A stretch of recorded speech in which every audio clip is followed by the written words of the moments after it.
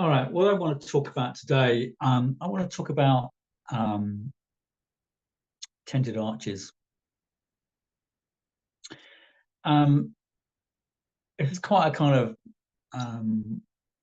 important conversation to have about fingerprint classification because there's a whole school of hand reading in the United States, developed by Richard Unger, which has basically created a kind of misapprehension about fingerprint patterns, which I think is unhelpful and actually misleading to people.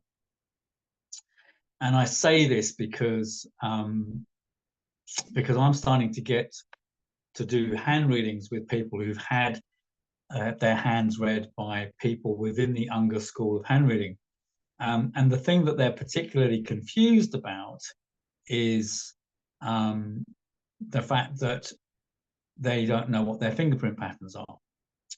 And they don't know what their fingerprint patterns are, and because they're going to these hand readers and they're asking them what their opinions are, and they're all coming up with different interpretations of the fingerprint patterns, and that isn't really possible to do.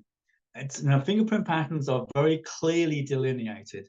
No, there's no hand reader in the world that has a monopoly on deciding what is or what isn't a particular fingerprint pattern. I mean, that's not for us to decide. That's been decided for us. That's all basically in the work of Francis Galton and his fingerprint directives of 1892 and 1895. That information has been around for 130 years. The classification of fingerprint patterns is very clearly laid out. So it's so clearly laid out that that information is used by the police forces and the FBI all around the world. There's no negotiation about that. There's no debate about that. The fingerprint patterns are what they are, and the people who've determined what they are scientists and forensic and police investigators, and that work has been done 130 years ago and has been corroborated and verified and maintained over 130 years period by the police forces throughout the entire world, such that fingerprint identification is now something that is done on our phones, it's done on our passports, it's done as a way of getting in and out of buildings. Biometric identification is a very exact science. And in the exactitude of that science, it's very clear what the fingerprint patterns are, and very clear what the distributions of those fingerprint patterns are. And it's very clear whether one pattern is of a certain type or another, because it's very clearly defined how you determine which fingerprint pattern is which. So if you have a system of hand reading, a school of hand reading that misclassifies fingerprint patterns, you've got a problem. And you've got a problem when even within that school itself, different hand readers within that school classify the fingerprint patterns differently. So this is the kind of starting point that I want to. This is what I want to kick off with, basically. So this is Richard Unger's book, the Life Prints, which is going to be the source book for this problem. We'll come back to that in a moment. But this is kind of what I want to show you here. So I've got an example of somebody who went to see different hand readers within that school. And in one of those hand readers basically said that he had 4 tented arches, 4 loops, and 2 arches. So he went for another hand reading with someone else in the same school, and that person said he had 4 tented arches, 3 arches, or maybe 4, and 2 to 3 loops. Not content with that, he also got Richard Unger to give his opinion, and Richard Unger said he had 4 tented arches, 3 loops, and 3 arches. So you've got 3 people within the same school all disagreeing about how many loops and arches this person has. And what's interesting about it is they actually classify some of the fingerprints they classify as tented arches, they classify as tented arch / loop. And that's where the problem sort of comes in, and we'll go direct to that, and you can see what I mean. And in one case, so just to make it more complicated, he says that he has two tended arch / loops, two tended arches, whereas the next person said he had three tended arches and one tended arch / loop.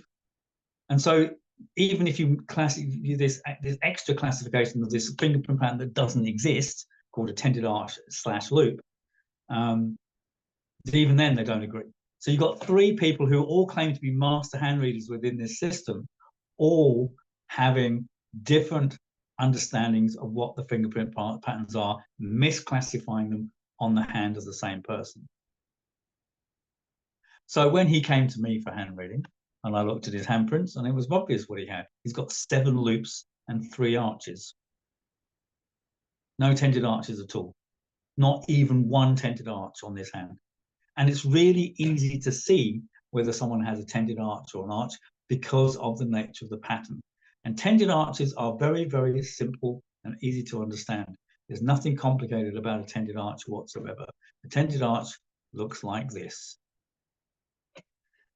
So the tended arch is a triradius in the center of the palm, but the location of the triradius is not actually the most important part of the fingerprint pattern.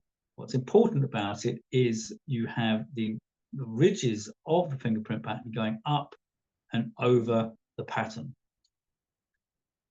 And that's why it's called a tended arch, because scientists, not being very clever or imaginative, said it's a bit like when you put up a tent and you throw it and you put a tent pole up and you throw the tent over the tent pole like that. It's like a tent. So we'll call it a tented arch. And clearly, strictly speaking, it's nothing like an arch at all, because an arch fingerprint pattern doesn't have the triradius formation in the middle of it. An arch pattern has no triradius there at all. But the key thing with the tended arch is not the location of the triradius. The key thing with the tended arch is that the loop ridges go right over the pattern and don't loop back in any way at all. If there is any little ridge that comes back, I'm going to draw on this one. Let's say it does that in any kind of way, and then you've got the other one going over the top of it like that.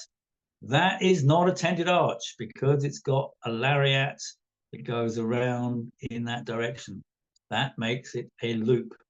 If there is any pattern on the fingerprint pattern that goes back on itself in any kind of way, like if it goes like that in any way, then it's a loop. It's not a tended arch. But as you can see in this particular fingerprint pattern, there is no lariat. There is no ridge that's coming back on itself. The ridge is quite clearly going up and over. Here's an actual real live fingerprint pattern, and then you can see this one as well. You know, it's, even though it's got ridges that stop there, it is a ridge that goes up and it goes round. It's not one that's going up and back. That kind of goes up to there, but that goes up and over. So there's no recurving on the lariat of the skin ridge whatsoever. So the key thing with this tended arch is that the ridges go up and over a central spike, and it's the up and overness that's the key thing. So how did we get into this mess? How does a whole school of hand reading get into this predicament of misunderstanding the fingerprint patterns and misclassifying them in that kind of way? Well, that's a really interesting question. And I know Richard. I mean, Richard and I have known each other for 30 years. I used to make contributions to his hand analysis journal back in the 1990s, and we corresponded on and off. And he sent me a copy of this book when it came out 15, 16 years ago. And he invited me to make a commentary on this book, and I declined. And I declined to do that because I got to page 20, and I went, oh, because this is page 20. Right early on in the book, he starts by classifying the 4 main fingerprint pattern types. And he says the 4 main fingerprint patterns are the whirl, which he quite correctly says is got 2 triradii, and the loop, which he quite correctly says has 1 triradius off center. And then he says the tented arch, and he said the tented arch is the next most common one, and he says the 4th fingerprint pattern is the arch. So there's the arch up there, which is what we looked at before. There's the arch there. But he says that the 4 main fingerprint patterns are the whirl, the loop, the tented arch, and the arch. And that's just not true. The tented arch is not the 4th most common fingerprint pattern. It is the 7th most common fingerprint pattern. You know, if I go to the table of the statistical distributions of fingerprint patterns, that'll become clear. So if we look at the distribution of fingerprint patterns, it becomes quite clear that the tented arch is not the 4th most common fingerprint pattern. The ulnar loop, the whirl, and the arch, by far the most common fingerprint patterns in any statistical distribution. Then we have radial loops, double loops, and peacock's eyes, and the tented arch is about 1% of fingerprint patterns all over the world. They are quite definitely the rarest fingerprint pattern. So it's not true that the tented arch is one of the 4 most common fingerprint patterns, and yet that forms the basis of Richard Unger's classification system. What's even more remiss is actually the radial loop isn't discussed at all in this book. So what you've got is a complete omission of the 4th most common fingerprint pattern and an elevation of the 7th most common fingerprint pattern to be the 4th most common fingerprint pattern. So there's a problem straight away with that. But there's a second problem with this, and if you look down at this pattern down here in the example that's given on this page, you can see, yep, look, the one on the left